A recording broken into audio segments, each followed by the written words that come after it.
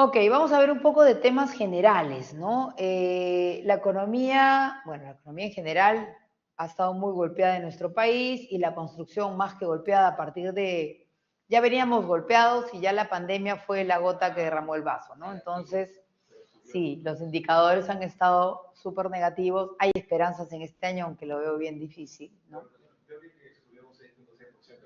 En el 2021, no creo. Sí, este 6.6. No, No. en el... Este es el primer trimestre. Lo que pasa es que esas cifras son medio engañosas, porque es como cuando terminó la pandemia, ¿no? Y tenías 20%, 21%. Simplemente es que era un rebote de cero y de menos, o sea, había indicadores negativos. Claro, entonces tenías un acumulado ahí que estaba por reventar y que subió, pero es totalmente falso, ¿no? Vamos a ver. Bueno, obviamente, ¿por qué se construye?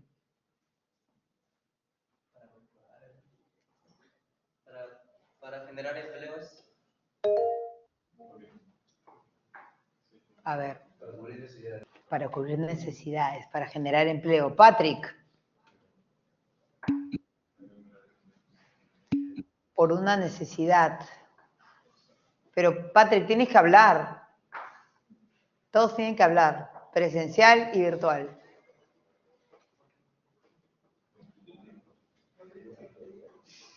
¿Por qué se construye? Porque existe una necesidad. Nosotros, o sea, los proyectos no se hacen porque se nos ocurren. Los proyectos se hacen porque hay un análisis, porque hay una necesidad, porque hay una demanda, ¿no? Entonces, la generación de proyectos, la generación de todo lo que se genera en construcción, corresponde a la priorización de proyectos, ¿ok? En base a las necesidades que se generan en las diferentes regiones del país, ¿ok? No construimos porque se nos ocurre, ¿no? Y se hace un análisis previo. O sea, cada sector, ¿ok? En el año prioriza cuáles son los proyectos que quiere llevar a cabo y pide presupuesto para ejecutar esos proyectos. ¿Okay? Ahora, nosotros tenemos un gran problema en el país que es la falta de gestión, ¿no? La mayor parte de los sectores devuelve presupuesto, ¿no? Es una locura pensar que en un país que tiene tantas necesidades se devuelve el presupuesto. Pero eso es así. Si ustedes buscan, si les interesa y buscan la ejecución presupuestal 2023, se van a llevar con la sorpresa que todos los sectores, no creo que hay uno, puedo estar mintiendo, pero la mayor parte de los sectores no cubrieron el 100% de su gestión. Y estoy hablando que llegaron al 40, al 50, al 30. Imagínense, ¿eh? Hay comunidades que no tienen agua, luz, desagüe y sin embargo hay dinero que se devuelve. Faltan hospitales, faltan carreteras, faltan puentes, faltan colegios. Cada marzo el noticiero es el niño sentado en un adobe, el techo que se le cae encima, sin instalaciones, y sin embargo la capacidad de gestión es nula. Ahora, y salen, ¿no? Y el peor engaño, no nos dan plata, mentira. Todas las regiones tienen su presupuesto. El presupuesto es descentralizado. Y es más, las regiones que tienen canon tienen más dinero que todos. Sin embargo, hay regiones que son colindantes a proyectos mineros y están en pobreza extrema. O sea, es una cosa un poco rara, pero básicamente es falta de gestión. Entonces, ¿para qué se construye? Porque tenemos que cerrar las brechas, ¿no? Porque el análisis nos dice, oye, hay una brecha que cubrir en educación, en salud, ¿no? En transporte. Entonces, por eso se hace, ¿ok? ¿Quién construye?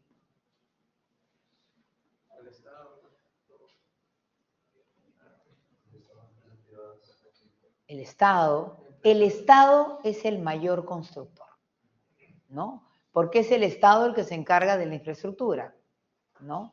El privado, bueno, los centros comerciales, edificaciones, ¿no? Otro tipo de edificaciones, pero el que maneja, el que mueve, digamos, el PBI de construcción básicamente es el Estado.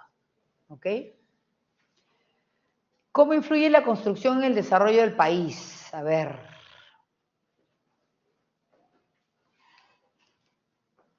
Incrementa el PBI. Incrementa el PBI. Y alguien dijo algo importante, genera empleo. Ah, ya. Al tratarse de necesidades y hacer, a ver, se genera desarrollo por el hecho de que se generan nuevos empleos para las personas, que sí se va desarrollando económicamente cada vez. Es muy diferente una zona donde hay construcción, donde hay proyectos, que una donde no lo hay. Igual el comercio, Exacto. ¿Por qué? ¿Por qué mueve el comercio? por necesidades, si hay empleos, esos empleadores necesitan comida, o necesitan varios recursos aquí que no antes no había en esa zona, pero se han incluido, se han movido. Y porque al generar empleo mejora el poder adquisitivo y se genera una sociedad de consumo. Si yo tengo plata, voy a comprar ropa, voy a comprar comida, voy a ir al cine, voy a ir a un restaurante. Entonces, todo eso mueve la economía, porque el PBI también son bienes de consumo, ¿no? Entonces, cuando yo tengo expectativas de buenos ingresos, obviamente yo voy a consumir. Si yo estoy en una economía que está golpeada, oye, que no sé si voy a mantener mi empleo, yo no voy a, por ejemplo, consumir bienes suntuosos. Yo no voy a comprarme ropa. Yo lo que voy a tener, oye, para comer, para mi vivienda, para mis servicios. Pero no voy a irme a un restaurante, no voy a irme a comprar ropa. No, yo tengo que cubrir primero mis necesidades primarias. Pero cuando generamos empleo, ya seguimos hacia los siguientes bienes, ¿no? El consumo un poco más suntuario. ¿Ok? Entonces, el desarrollo del país, o sea, uno de los puntos importantes para el desarrollo del país es la construcción, ¿no? ¿Y cómo a veces la medimos? Por consumo de cemento, ¿no? Una de las estadísticas que se ve para ver si el sector construcción se está moviendo es el consumo de cemento, ¿ok? Y como bien decía su compañero, la generación de empleo, hay mucho empleo indirecto. El señor que alquila la camioneta, la señora que trae la comida, el que te vende las botas, los uniformes, los cascos, los lentes, ¿ok? Hay mucho empleo indirecto. No es solamente el que está directamente involucrado con el proyecto de construcción, el maestro de obra, los ingenieros, sino... También hace que, por ejemplo, el tema de las carreteras, túneles y todo eso, hace de que los pueblos aledaños, descentralizados, sean mayor competitivos económicamente ante también por ejemplo, capital y otras ciudades grandes, ¿no? Porque reduce el tiempo de transporte. Claro, mejor el intercambio comercial, ¿no? Tienen mayor posibilidad de sacar sus productos, porque por lo general, como no tienen esa posibilidad, siempre el agricultor es el que está en la cadena, es el que menos gana, ¿no? El agricultor con tal que alguien se lleve su producto, el intermediario es el que más usufructa, ¿no? Viene, acopia, les paga medio centavo, porque ellos no tienen la capacidad de sacar su producto, viene el intermediario y se lo lleva. En cambio, si el mismo agricultor pudiera tener estas mejores carreteras que llegan hasta su localidad, él mismo podría sacar su producto, ¿ok? Y ya no tendría que dárselo a un intermediario y venderlo a un costo muy barato. Entonces, eso también mejora las economías de las comunidades. O sea, por donde uno lo mire, por eso cuando creo, ¿no?, que, por ejemplo, no activar los proyectos mineros es un gran error, ¿no? Oye, no, que afectan. Sí, seguro que afectan. Entonces habrá que hacer los planes de adecuación para que no afecten. De hecho, los proyectos de desarrollo afectan y tienen un impacto. Es mentira decir, no, este proyecto no afecta en nada. Es mentira. Hay ruido, hay polvo, muchos impactan en la calidad del agua, afectan la vegetación, pero hay que tratar de mitigar el efecto y ver en sumas y restas la generación de desarrollo. No les estoy diciendo que va a venir con un tractor a llevarse todos los árboles, no, simplemente que tendrá que hacerse de manera sostenible, ¿no? Pero no se puede decir que no a los proyectos simplemente porque no. Oye, ¿por qué no quieres que sea este proyecto? Porque no. Pero tú sabes por qué no, no, ni hablar, que no se haga. pero sustento, o sea, cada proyecto minero, dependiendo de la envergadura, estamos hablando de generación de 5.000, 7.000, 10.000 puestos de trabajo. O sea, no es poca cosa. Y estos puestos de trabajo generan ese consumo que les digo. Cajamarca, cuando la mina está activa, es un paraíso. Y cuando no, es un cementerio. O sea, no hay centros comerciales inconclusos, ¿no? Cuando Cajamarca se movía mucho por la mina. Entonces, Bueno, hablando de la mina también, por el lugar que yo soy, Cotabambas, que es la minería de Bambas, justamente como indica, pues cuando está la mina, genera bastante empleabilidad, ¿no? Y justamente a nosotros también, los que somos de ahí, también le da favoritismo para que, de alguna manera, para que tampoco nos quejemos, ¿no? Y de esa manera también salimos bastante favorecidos. La otra parte es que los lugareños de ahí a veces hacen sus huelgas repetidas, a pesar de que ya les habían dado unos cuantos millones a cada uno de ellos, pero siempre terminaban gastándoselos y pues seguía la huelga y pues inclusive ya ha habido denunciados, así, incluso mi tío creo que está por ahí también. pero por ejemplo, miren lo que dice Carlos. ¿Qué pasa? Y eso es un tema, ay, no entiendo yo de verdad. A veces cuando el proyecto minero llega, ¿ok? Obviamente hay mucha gente, ¿no? Que se va a ver afectada y que tiene sus cultivos, hay agricultura, pero se les paga un justiprecio, ¿ok? Se les paga un justiprecio, se negocia. Es como que yo fuera y compro un terreno para hacer un desarrollo inmobiliario, ¿ok? Vendo los departamentos y de pronto hay una revaluación de la zona. Y los departamentos que yo había vendido en $100.000 cuestan 150.000. Entonces yo voy a tocarle el precio hoy, me debe 50.000, ¿ah? Porque ahora vale 150 tu departamento. No, yo ya lo vendí, ese fue el precio que me pagaron. Eso es lo que está pasando. Te pagaron por la tierra 100, pero la tierra, obviamente, si hay proyectos de desarrollo, la tierra genera plusvalía, ¿no? La tierra sube de precio siempre. Entonces, yo no voy a ir a decirle a la empresa, oye, yo te lo vendí a 100, pero hoy día vale 120, ¿ah? Me debes 20. No, en el momento que cerramos el contrato de compra-venta y se le pagó el justiprecio, ese es el precio. Entonces, eso es lo que está pasando. Viene un grupo de gente, malinforma a los pobladores, dice, oye, no te han estafado. Y comienzan los problemas, ¿no? Y esa es una parte, el valor de la tierra. También el efecto, que obviamente están en todo su derecho de reclamar que no haya efectos en el medio ambiente.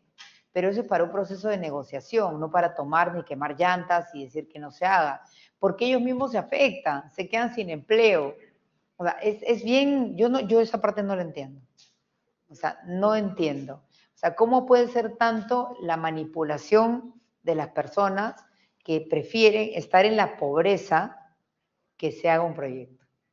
¿No? Porque los proyectos generan desarrollo. O sea, eso es, de todas maneras va a generar desarrollo. El tema está en que negocien mitigar el impacto, ¿no? Y ver cuáles son los proyectos de mitigación que se pueden hacer.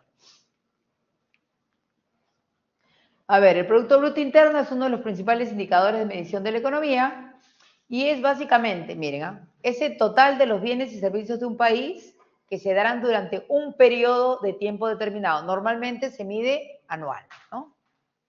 Dice, es la suma, ojo, por eso les digo que cuando hay certeza hay consumo y el consumo mueve el PBI. ¿No es cierto? Porque yo consumo, te compro ropa, te compro comida, me compro un carro.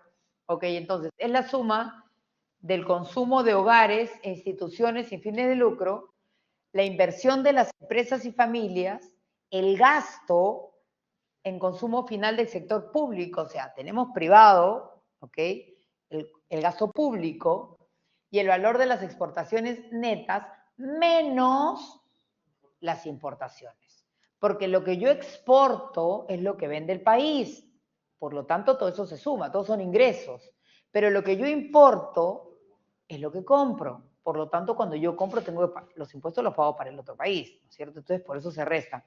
Ahora, por eso es que es siempre tan discutible el tema de las importaciones, ¿no? Perdón, de las exportaciones de materia prima, ¿no? Dicen, oye, ¿por qué exportamos materia prima para luego importar producto terminado? ¿no? Nosotros exportamos una serie, por ejemplo, exportamos cobre, ¿no? Pero no tenemos una industria, por ejemplo, hay muy poca industria de cables, ¿no? Que adentro tienen cobre, ¿no? Pero no tenemos una industria muy desarrollada, importamos cable. Entonces, dice, ¿por qué no hay? Bueno, porque no hay la suficiente capacidad para generar industria. Sin embargo, acá, ¿ustedes saben que los vidrios de los Tesla se hacen acá? ¿Sabían? Que acá está la empresa que provee de los vidrios para los carros Tesla. Búsquenlo en Google. Entonces, nosotros también tenemos una industria que deberíamos desarrollar, ¿no? Porque si no, lo que vamos a hacer es siempre restar todo aquello que necesitamos. Ahora, hay cosas que de hecho no podemos producir y que necesitamos importarlas, pero eso va a hacer que nuestro PBI baje, ¿no? La idea es que esta suma, ¿no?, sea tan potente que no importe lo que necesitemos importar, ¿no? Sino que nuestra industria, nuestra exportación, por ejemplo, ha crecido muchísimo. Arándanos, paltas, mangos, uva, ¿no? Igual, ¿no? Nosotros exportamos siempre lo que tiene mejor calidad. La vez pasada estaba de viaje y en Año Nuevo del año pasado me fui a comprar mis uvitas para ponerlas en mi champán y estaba como $12 la libra de uva. $12 la libra. La libra es más o menos medio kilo, ¿no? ¿Se imaginan pagar casi 48 soles, 47 soles por medio kilo de uvas? Y en eso miro y decía, made in Perú. Dije, ya no importa, pago por las uvas. No, lo que pasa es que al ser productos perecibles, ¿no?, el riesgo que tienes a exportarlos es muy alto. Por lo tanto, los aranceles y todo eso son muy elevados. No es lo mismo un contenedor de productos no perecibles, muebles, pisos, qué sé yo, a lo que son productos perecibles. No, las paltas, por ejemplo. Tengo una que trabaja en DHL y me contaba que 2 contenedores de palta llegaron a China y ustedes han visto que la palta tiene como un redondito, ¿no? O sea, la palta y aquí viene como un redondito. Todos llegaron con esa parte blanca y es que tenían un hongo. Y los chinos ni siquiera permitieron que bajara una palta, regresaron el contenedor por donde vino, ¿no? Entonces, ahí hay bastante riesgo en lo que son productos perecibles. Ok, entonces, la idea de un país es que obviamente haya consumo. Y la única manera que tenemos de consumir es teniendo empleo. Si no hay empleo, no hay consumo. Es bien sencillo. ¿Ok? Entonces, obviamente, como el PBI, pues, es la suma de todos los sectores, ¿no? Obviamente, si tienes un sector que está en negativo y mire la cantidad de sectores que están en negativo, pues eso obviamente golpea y tenemos este resultado, pues, ¿no? Vamos a ver qué pasa en 2024. La actividad, miren el 2020, ¿no? ¡Wow! Claro, entonces, ¿esto qué era? Esto no es un maravilloso crecimiento del Perú, viva la patria, no, es este rebote, ¿no? Todo se paralizó, entonces, habían proyectos que tenían que dar ya resultados, pero el país cerró. Entonces, todo eso se ha ido acumulando y se ha disparado en el 2021. ¿Ok?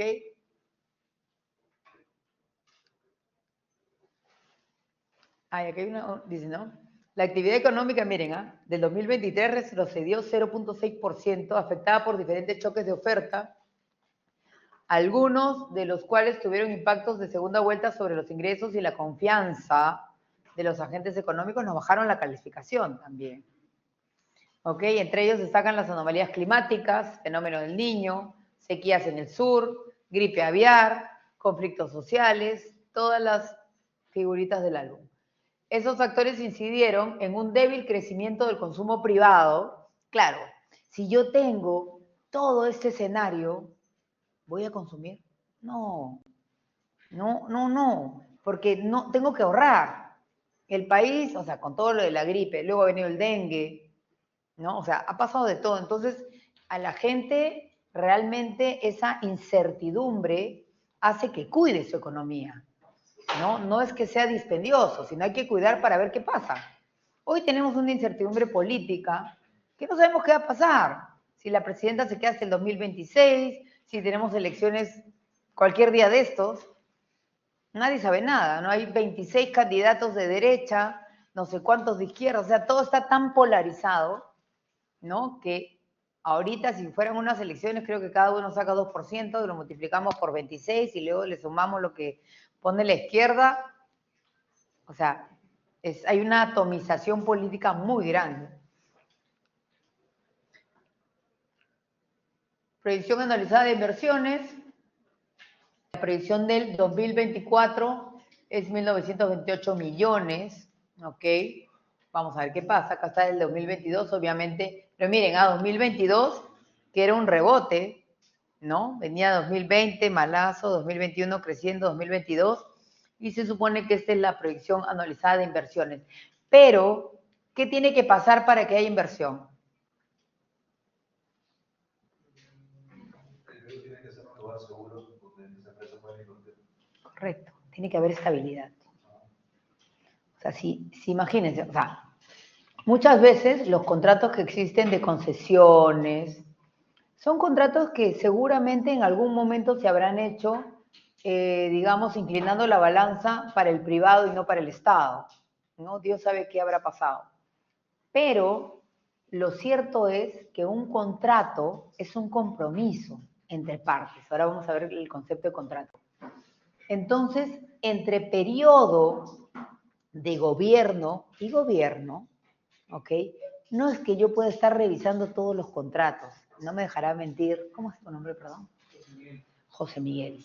¿No? Si uno firma un contrato con el Estado, podrán cambiar de presidente, se ha acabado su periodo, pero ese contrato es un compromiso, ¿ok? Podrán sentarse las partes, como ha pasado, ¿ok? Con los proyectos mineros que se han renegociado, pero tiene que haber voluntad de las partes. Yo no puedo tomar un contrato que se hizo en un periodo diferente al mío y decirle tu contrato no va, porque lo que se genera es inseguridad jurídica, ¿ok?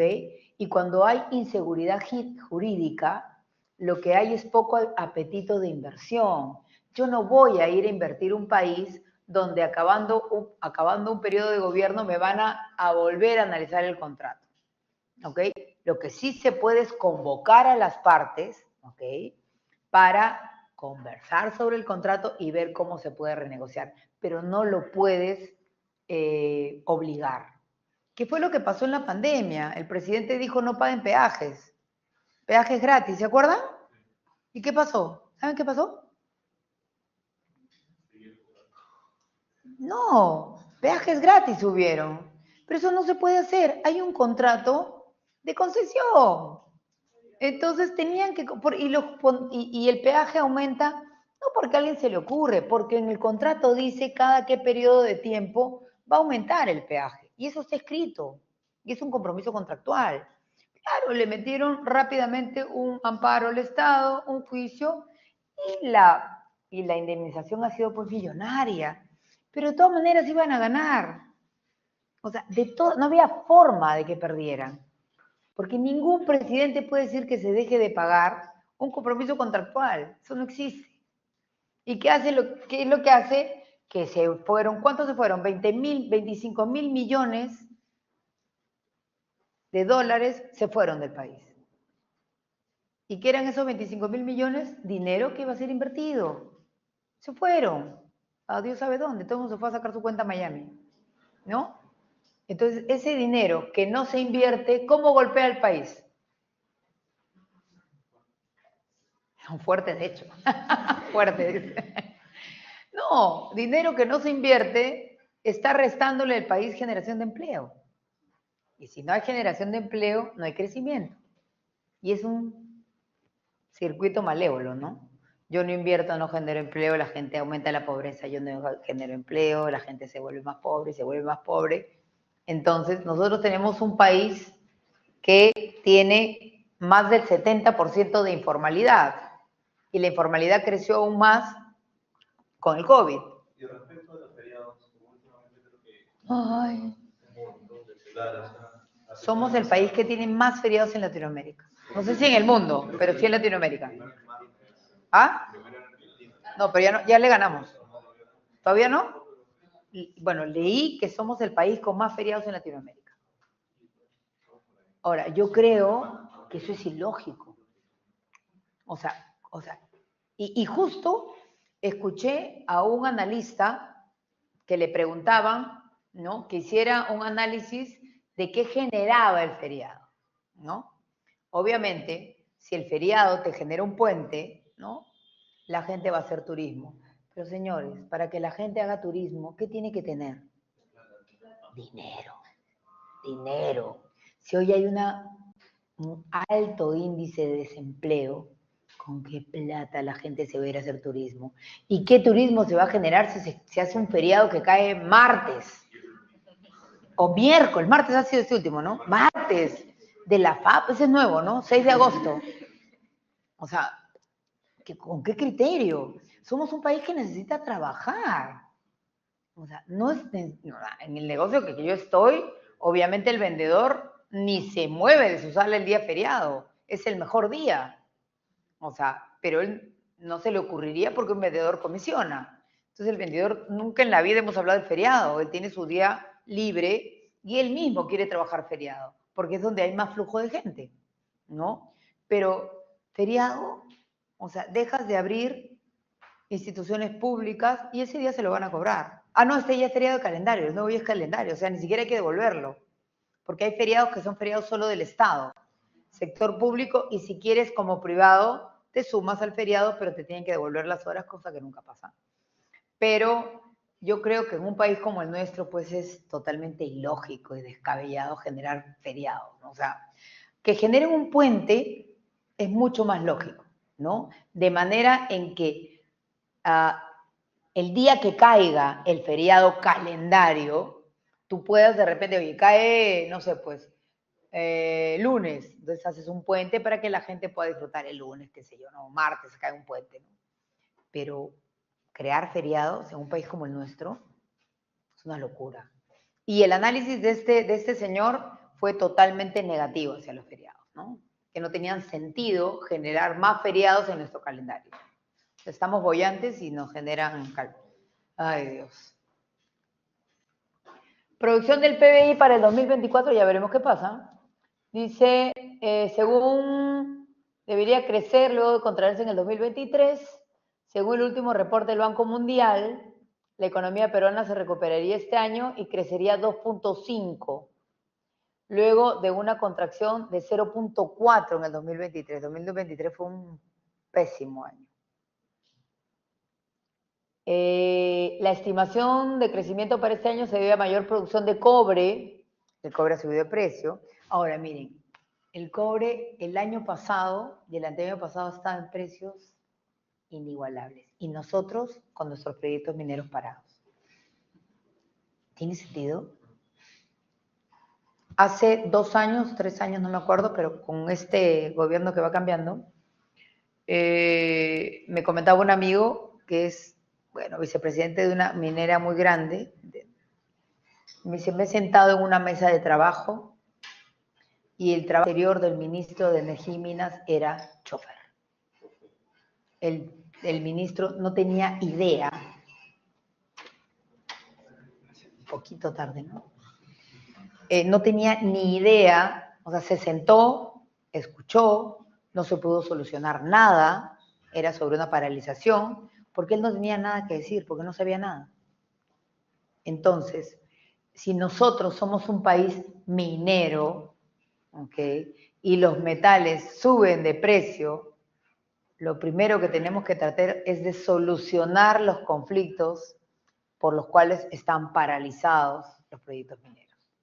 Sin embargo, creo que ha dicho, creo en su, no sé, nadie escuchó el mensaje, creo, pero me parece que dijo que tía María va. ¿Alguien escuchó? O sea, ni les importa lo que dice la presidenta, lo que va a pasar. Pero aunque sea después escuchan el resumen, que está en todos los programas. Pero me parece que dijo que tía María va. Ok, sin embargo hay algunos riesgos que amenazan el crecimiento estimado para el 2024. Nuestro riesgo más grande siempre es la incertidumbre política, ¿no?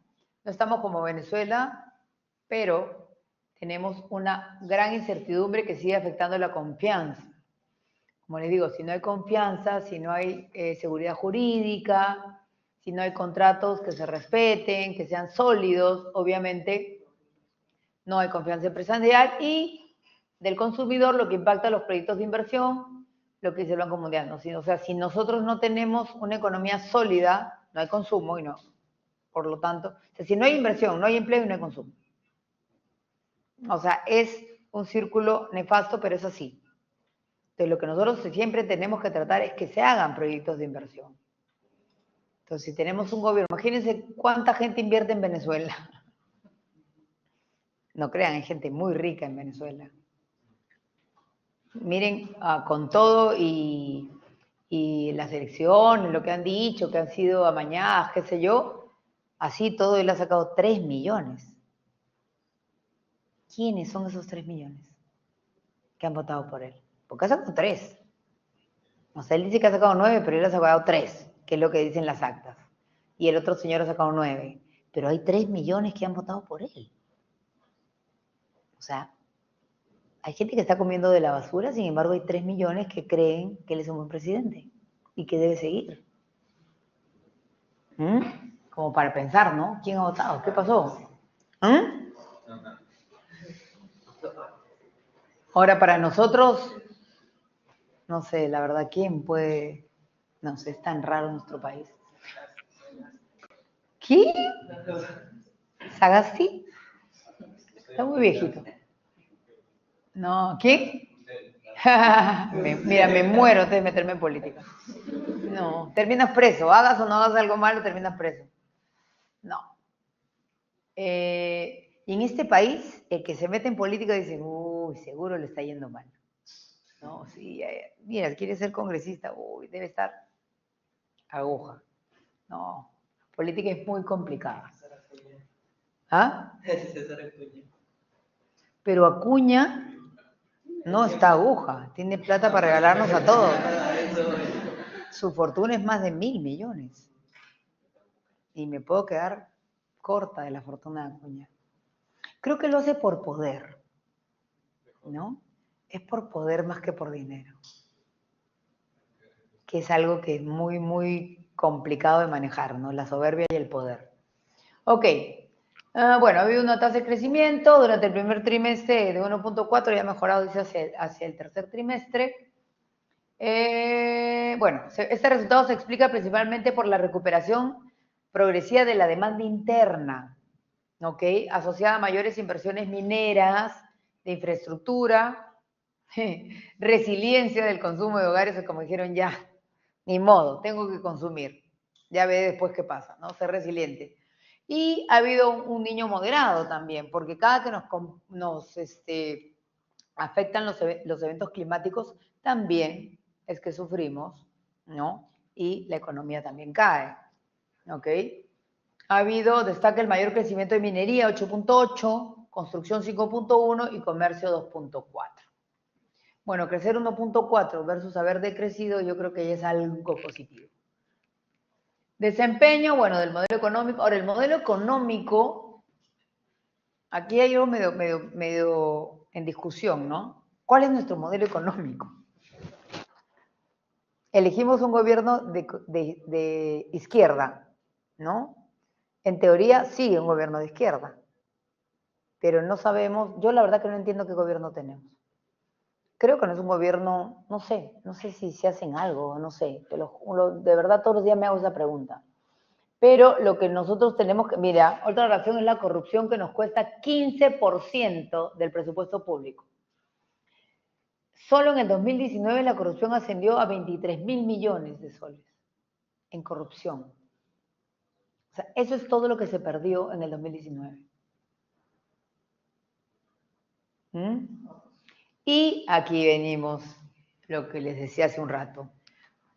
Una tercera razón es la insuficiente capacidad de gasto. 2 puntos, capacidad de gestión.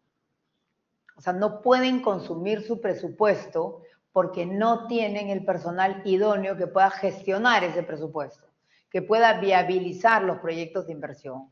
por lo tanto, generar empleo. ¿Ok?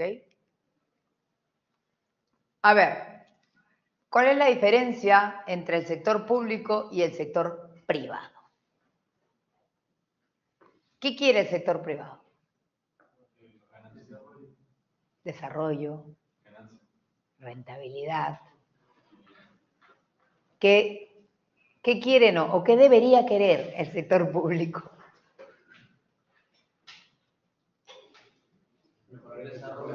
Desarrollo, ¿no? ¿Mejorar qué? Mejorar la infraestructura, generar desarrollo, ¿no? Generar sostenibilidad, ¿no? Cerrar brechas, estabilidad, mejorar la calidad de vida del peruano. Eso debería querer el Estado. El sector público son dos tipos de organizaciones, sector privado que difieren. Propiedad y financiamiento, el sector público es propiedad del Estado, ¿no? Y está financiado por impuestos de todos nosotros, ¿ok? Y otras fuentes de ingresos gubernamentales. En cambio, el sector privado es propiedad de particulares o empresas, se financia a través de inversión privada y la generación de beneficios. Salvo que seas ONG, todas las empresas quieren rentabilidad, ¿ok?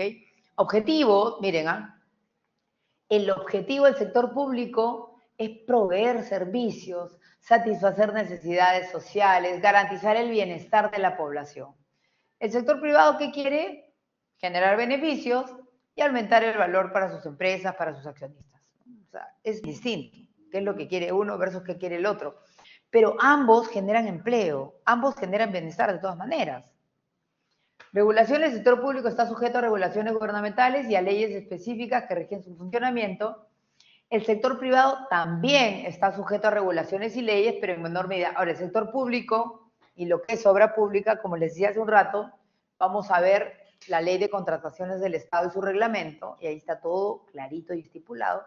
Y el primer artículo dice que...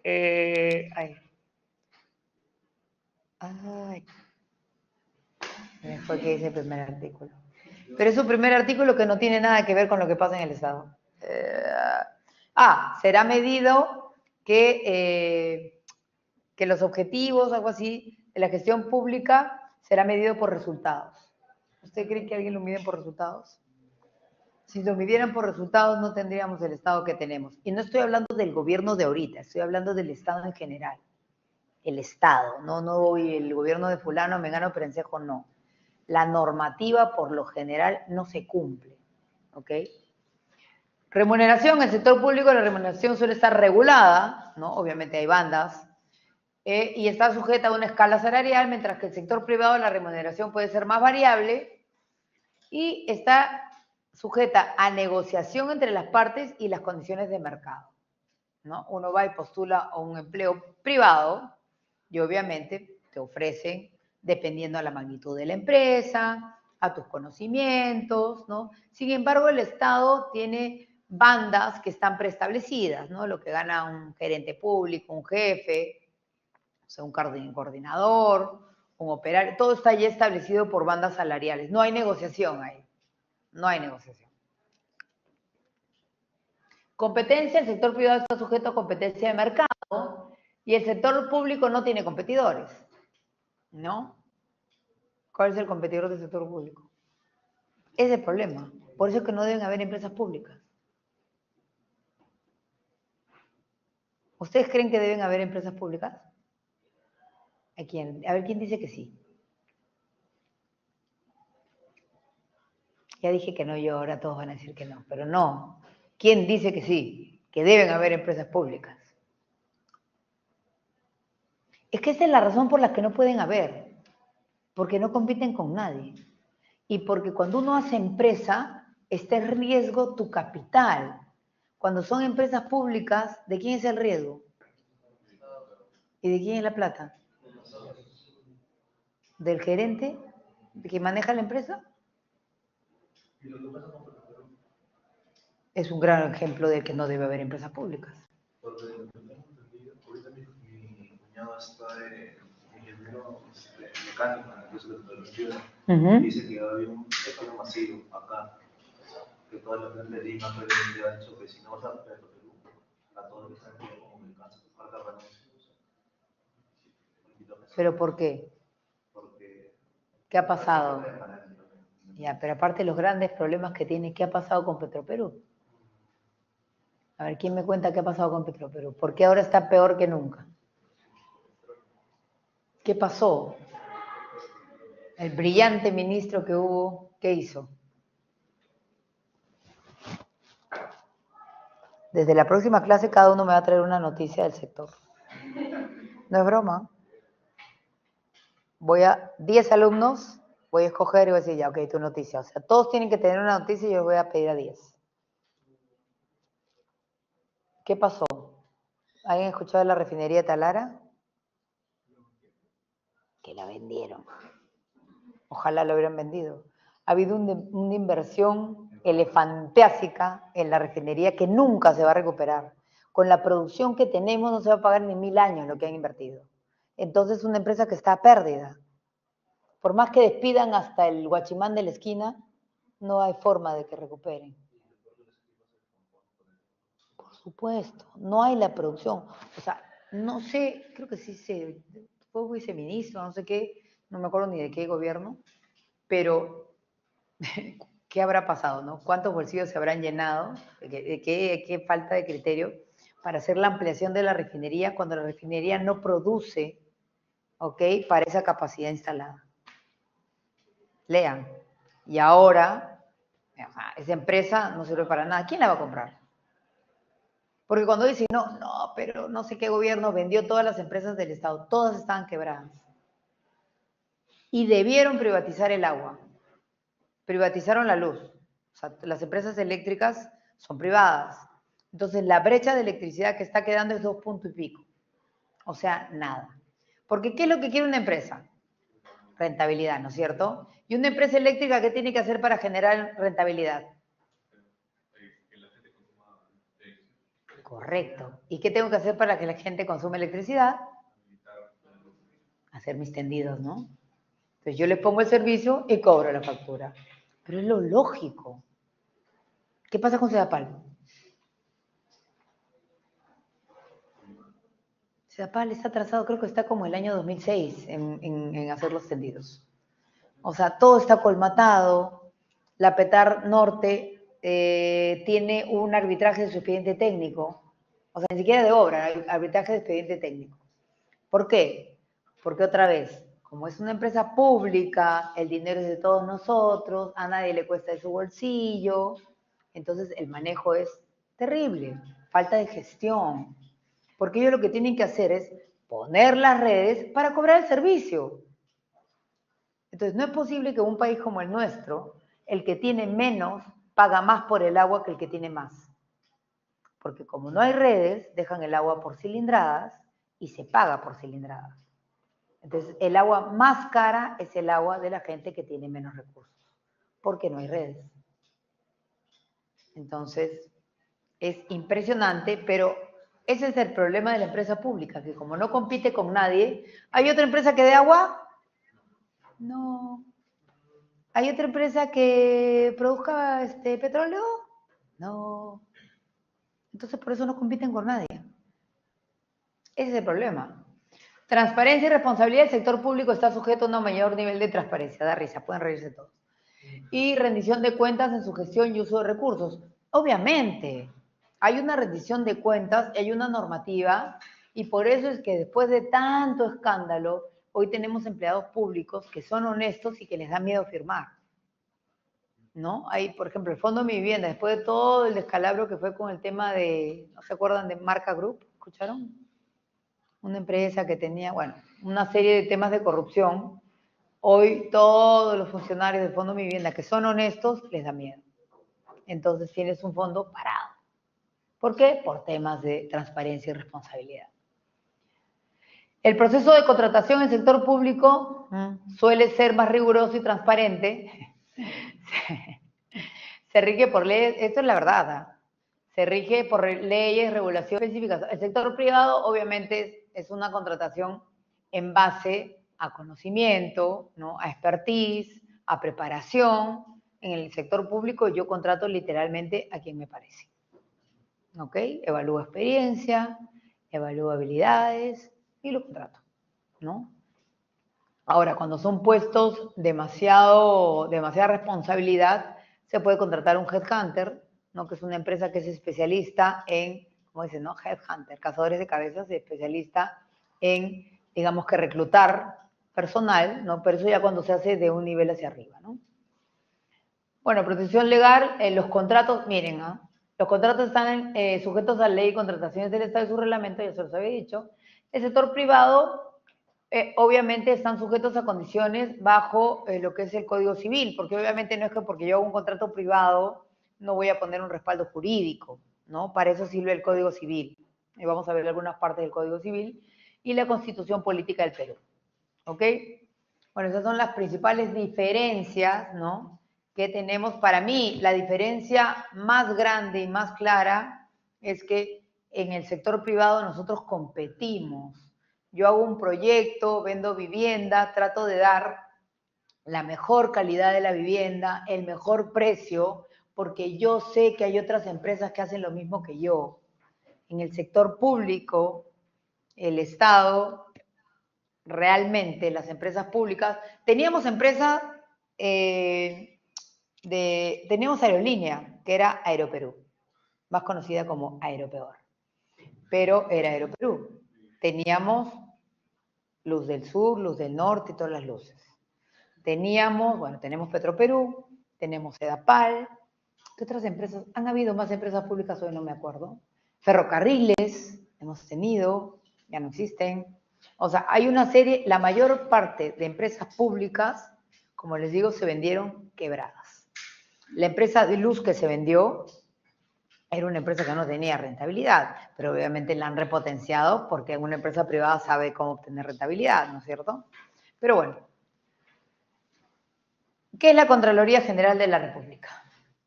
Es la institución encargada de llevar como que el control del gasto público, de la inversión.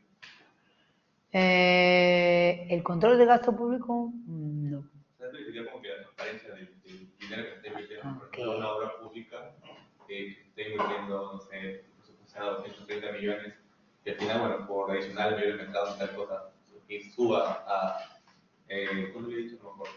¿Dijiste 130 millones, creo? Y suba, por ejemplo, a 150 millones. Ajá. Por ejemplo, la Contraloría también se encarga de verificar. Muchas veces cuando un adicional, por ejemplo, el 15% también se mete, o verificar de que realmente se haya invertido ese dinero, o no haya habido un favorecimiento al contratista, etc. Correctísimo.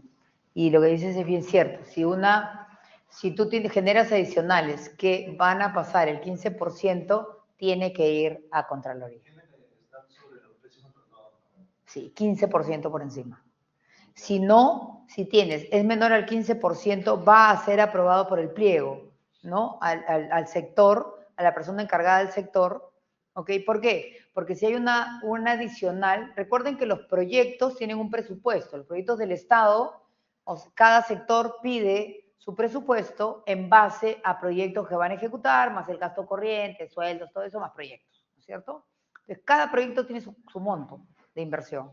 Entonces, si yo voy a generar adicional, tengo que sacar de alguna forma el dinero para poder cubrir ese adicional. Por lo tanto, tengo que pedirlo al sector y el sector tiene que pedirlo al MEF, ¿no? Al Ministerio de Economía y Finanzas.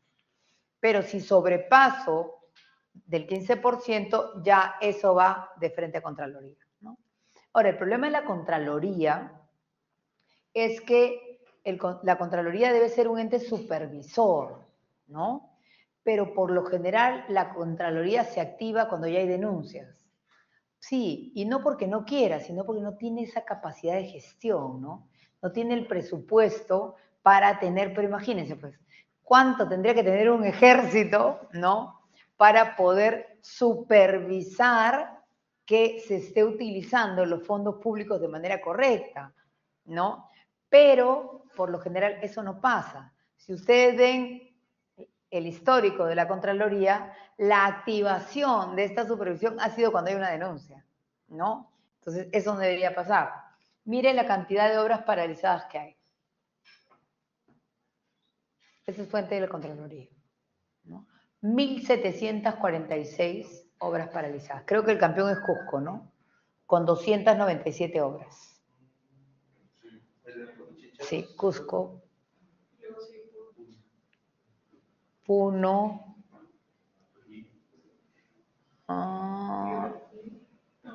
Lima. Lima, Piura. Ancash, sí, Ancash también. Bueno, ya metieron preso al que era... ¿Cuántos presidentes regionales también estarán presos? Deberían marcarlo, ¿no? ¿Ah? Todos los alcaldes de Chiclayo, es como que tenemos un récord, sale uno, se va preso. Sí, en Chiclayo. Sí. Bueno, tenemos a todos los presidentes presos también. Sí. ¿No? O sea, creo que en Latinoamérica somos el país que más presidentes presos tiene. Bueno, por lo menos estamos mostrando que hay ley, ¿no? Si no, no serían presos. Pero bueno, imagínense la cantidad de obras paralizadas. O sea, esto es una locura, ¿no? Y ahora tendríamos que hacer un análisis que casi nos llevaría un año para ver por qué están paralizadas, ¿no? ¿Qué pasó en cada una de esas obras? Dice, la región Cusco tiene a la fecha 9.562 obras, de las cuales 491 se encuentran paralizadas, obteniendo la mayor cantidad a nivel nacional. 9 de cada 10 obras paralizadas se encuentran en la modalidad de administración directa. Ahora, que te paralicen una obra en administración directa, se supone que administración directa es la forma que tienes de que tengas mayor fluidez.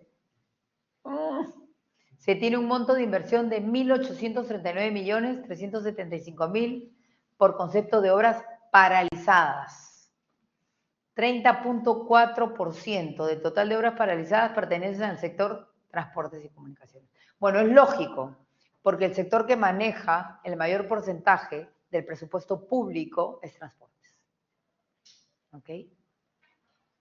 Pero díganme que esto no da pena. Da pena.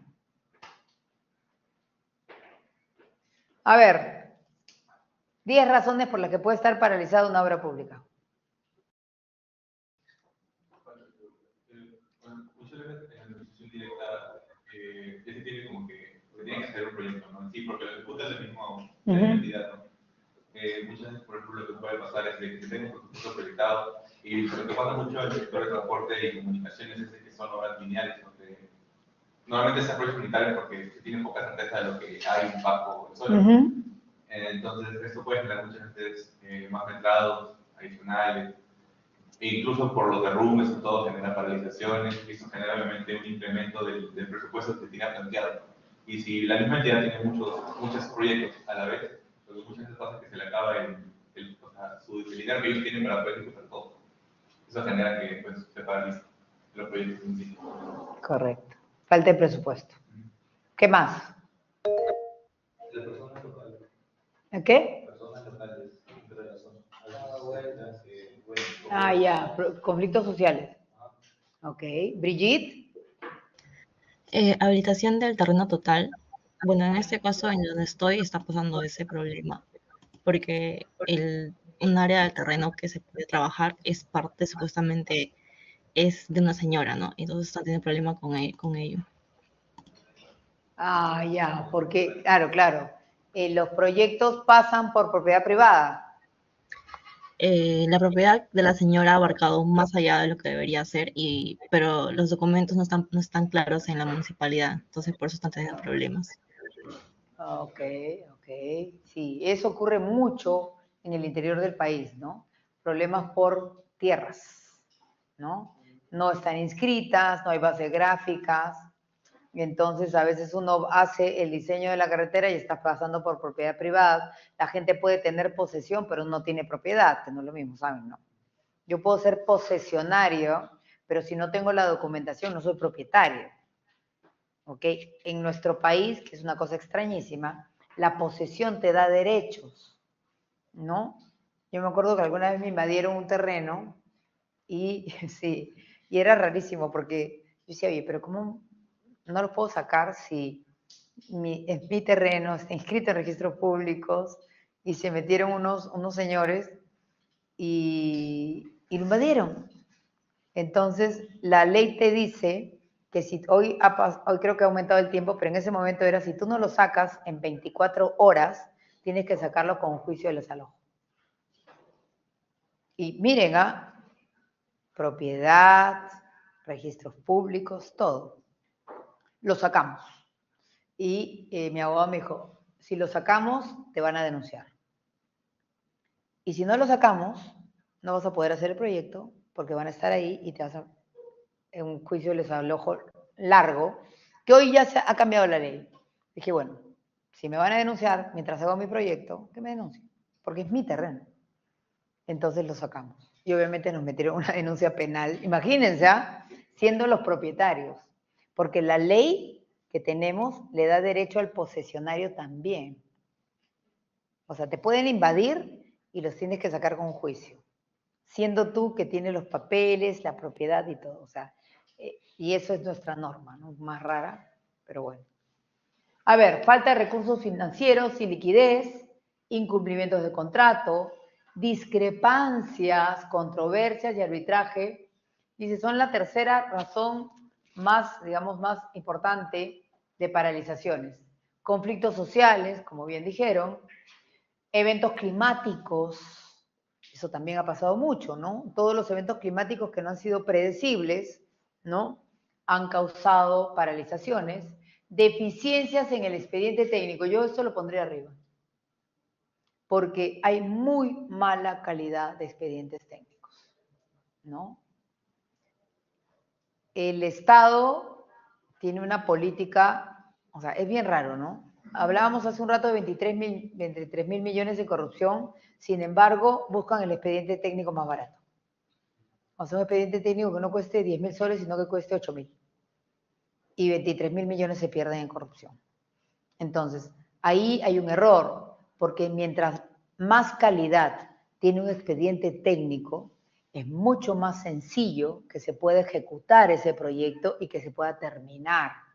El problema que tiene el Estado es la baja calidad de los expedientes técnicos. ¿Ok? El abandono de obra, ha habido ahí el tema de las empresas chinas que hubo hace 2 años. Ese es un gran paquete de obras abandonadas. Yo hasta ahora no entiendo, porque cuando tú inicias una obra, se supone que has debido dejar una fianza de fiel cumplimiento. Y si la abandonas, te la ejecutan. Entonces no entiendo por qué los chinos se fueron con los adelantos. Ahí hay una pregunta que no tengo respuesta. Pero en teoría, si tú abandonas, debieron ejecutarte el adelanto, la fianza por adelanto y la fianza de fiel cumplimiento. No lo sé.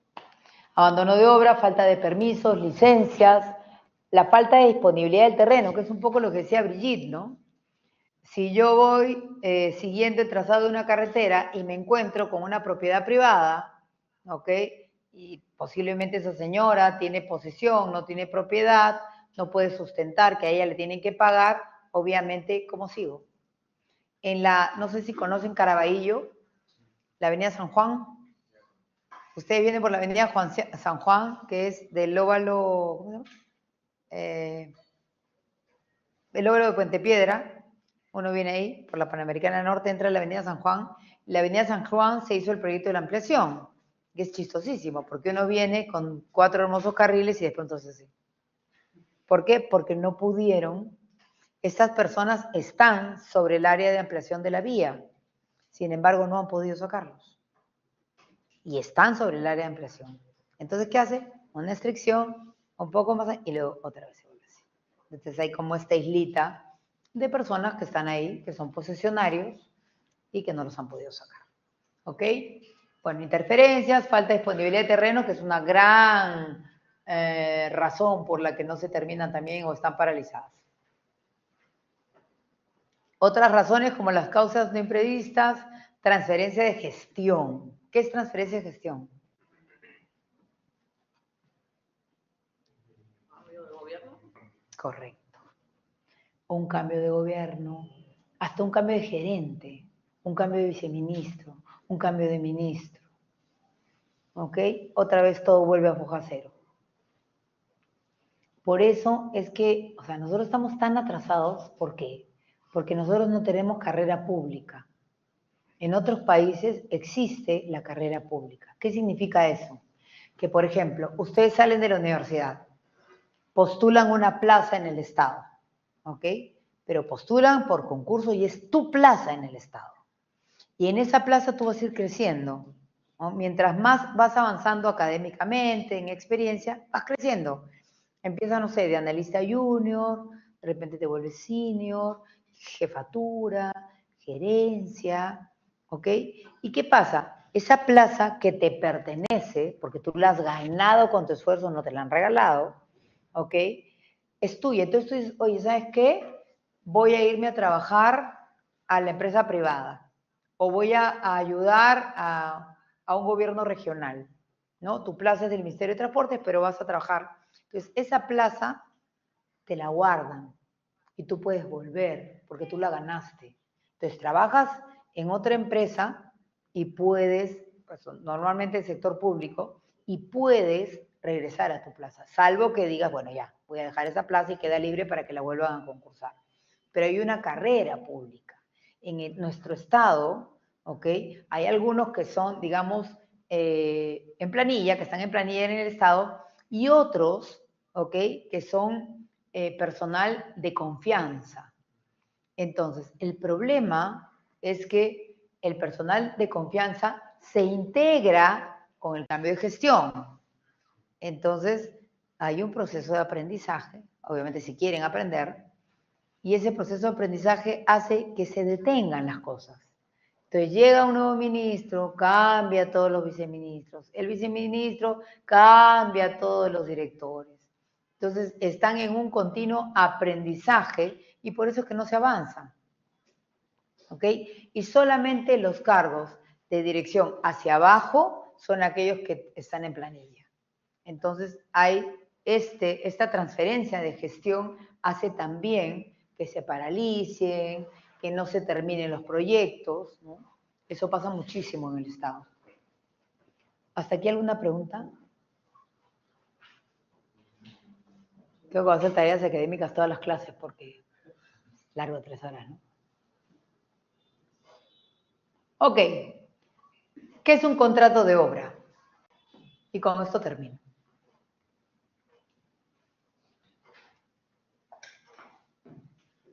¿Qué es un contrato? Allá los virtuales, ¿qué es un contrato? Alumnos virtuales, un acuerdo. Ok, un acuerdo. Ok, pero un acuerdo entre partes, ¿no? Un acuerdo entre partes, ¿no? Eso es, un contrato es un acuerdo. El marco legal de los contratos de construcción en el Perú tiene 2 bases, porque sí necesitamos de todas maneras, imagínense si no hubiera tenido respaldo los contratos durante el COVID. Siempre hay una cláusula que dice que se llama la cláusula de caso fortuito o fuerza mayor. ¿Han escuchado? ¿Qué dices, cláusula de caso fortuito o fuerza mayor?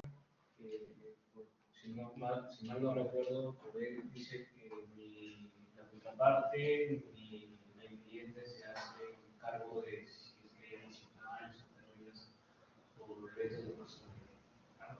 Como que no pierden nada. Ok. ¿Y qué son esos eventos fortuitos o de fuerza mayor? Pandemias, climas, algo no previsto de alto nivel, como puede ser la pandemia de COVID, por ejemplo, fue un caso así, o puede ser un fenómeno benigno, pero Claro, las condiciones que debe darse es que sea impredecible, ¿no? Que no sea responsable ninguna de las partes, ¿no? Obviamente ni el cliente ni el contratista tenían la responsabilidad, ¿no? Fueron ahí ¿cómo se llamaba el animalito de los chinos? Entonces el cliente y el contratista no tenían nada que ver con el COVID. Por lo tanto, ahí se activa esa cláusula que está dentro del Código Civil. Entonces, un contrato, por más que sea privado, tiene que tener el respaldo de la norma. Y las normas que aplican es la Constitución Política, que es la del 93, y el Código Civil, ¿no? En el Código Civil está especificado la parte que son contratos de obra, ¿no? Todas las que son controversias. Entonces, a eso se hace llamado cuando uno va a desarrollar un contrato privado. ¿no? No es un contrato que yo me pongo de acuerdo contigo y nada, no. Tiene que tener el sustento legal. Porque yo siempre digo, ¿no? Cuando empieza o cuando se gana un contrato, la felicidad absoluta, ¿no? El cliente consiguió quien ejecute y el que ejecuta va a tener rentabilidad. Ahí es donde uno se tiene que poner de acuerdo en todo. Porque luego, cuando ocurren las controversias, porque un contrato de construcción genera controversias, hay que siempre recurrir al contrato, ¿no? Entonces, todas las cláusulas tienen que estar negociadas al inicio, porque es cuando ambas partes están de acuerdo en todo. Entonces, en ese momento es la negociación, ¿no? Por eso es que ahí se establece si va a haber arbitraje, si va a haber dispute board, cuáles son las penalidades, cuáles son las causales que sustentan un adicional, un deductivo, una ampliación de plazo. O sea, todo eso se negocia al inicio, ¿ok? Porque cuando ya te estás matando, obviamente no te quieres matar, vas a ir a recurrir al contrato para ver qué es lo que habías pactado con anterioridad a la ejecución de ese proyecto. ¿Ok? Entonces, el contrato de construcción es en el que el propietario encarga al constructor o contratista la ejecución de una obra conforme al proyecto determinado que debe ser ejecutada en plazo, precio convenido, ¿ok? El objeto, que tiene que estar el detalle del objeto, ¿no? El objeto del contrato consistirá en la ejecución de la obra, la que estará sujeta a un proyecto, entendiéndose por tal el conjunto de planos, especificaciones técnicas, memorias de cálculo y demás antecedentes que permitan establecer o precisar lo que se debe ejecutar dentro de un determinado plazo y a un precio convenido. El que incluye costos directos, gastos generales y la utilidad a la que tiene derecho el contratista. ¿Ok? Acuerdo de partes, obviamente que tiene que ser, ¿no?, consecuente con los planos, especificaciones. Esto es contrato de obra. Hay contratos de todo tipo, ¿no? Entonces, en un contrato de obra yo necesito que este contrato, que es, digamos, las condiciones legales que se van a estipular para la ejecución, ¿ok?, correspondan a un expediente técnico, especificaciones, unas memorias descriptivas, memorias de cálculo y todo aquello que pueda sustentar las cláusulas del contrato, ¿ok? Obviamente el expediente técnico y todo lo que les estoy diciendo va como anexos al contrato. ¿Ibas a decir algo? Ok. Ahora, hay diferentes tipos de contratos, ¿no? Contratos de concesión, contratos de mantenimiento, contratos telefónicos, contratos de arriendo, ¿no? Diferentes tipos de contratos. Entonces, los elementos de un contrato tenemos que tener las partes involucradas, el objeto, ¿no?, de contrato ¿para qué te estoy contratando? Ese es el objeto. Y el objeto, ¿no?, que podría ser similar al alcance del contrato, ¿qué es lo que voy a hacer? ¿No? ¿Para qué te estoy contratando? Eso tiene que estar específicamente detallado, ¿ok? Luego, importantísimo, no es solamente el precio, sino las condiciones en que voy a pagar este precio. Oye, en el contrato dirá que se va a pagar igual privado que público, con valorizaciones. En el caso del sector público, la norma te dice cuándo se presenta la valorización, cuánto tiempo tiene para revisarse, para observarla, para devolver las observaciones. En el caso del contrato privado hay que estipularlo, ¿no? Porque en un caso, como les digo, la ley de contrataciones ya todo eso está establecido, pero en este caso se dice, oye, el precio será tanto, se pagarán con valorizaciones mensuales que serán presentados, no sé, pues los 25 de cada mes, tendrán 5 días para observar la supervisión, luego de lo cual, aprobada, tendrán hasta el último día del mes siguiente para pagarla, pero todo eso tiene que estar detallado. También en el contrato debería decir la mayor cantidad de situaciones que generen adicional. Ahora, posiblemente no, al igual que los riesgos, ¿no? Cuando hable de riesgos no llegues a detallar todas, pero sí debería un contrato poner el detalle de cuáles son las situaciones que podrían generar adicional. Yo creo que eso es lo más sano en un contrato, ¿no? Y también en un contrato privado debes detallar, ¿ok?, qué tiempo tienes para presentar, tiene que estar en el cuaderno de horas, porque todo eso dice la ley de contrataciones del Estado, ¿ok? Pero en el privado debe contener eso el contrato, ¿ok? Precio, plazo y lo principal, ¿no? Derechos y deberes, ¿no? Yo, como contratista, ¿a qué me obligo? Y tú como contratante, ¿a qué te obligas?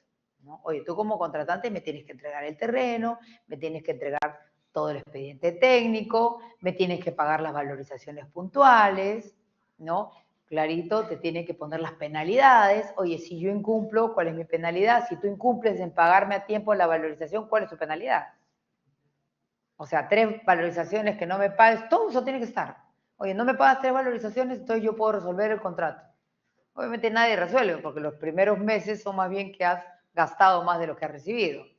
Pero bueno, si ya no te pagan las valorizaciones, obviamente de alguna manera tienes que protegerte. Entonces, por eso el contrato siempre tiene que ser equitativo, ¿no? Y la revisión de un contrato, siempre un abogado. Ok, ¿hasta aquí alguna pregunta? Me he quedado sin voz hoy día. 5 horas es demasiado. Bueno, nos vamos a quedar ahí. Listo. Profesor, una pregunta. Indica sobre qué tipo de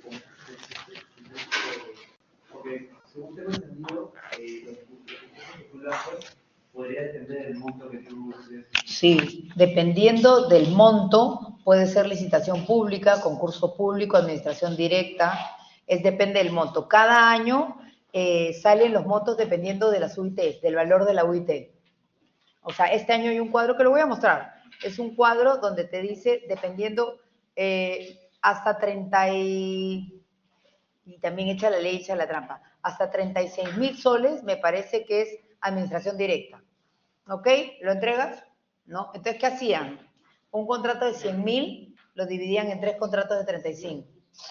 Entonces lo daban de manera directa. Pero realmente era un contrato que tenías que concursarlo. Pero lo partían en 3 y eso lo descubrió Contraloría. Bueno. Pero eso sí también es parte de la clase. Los montos tope de contrataciones.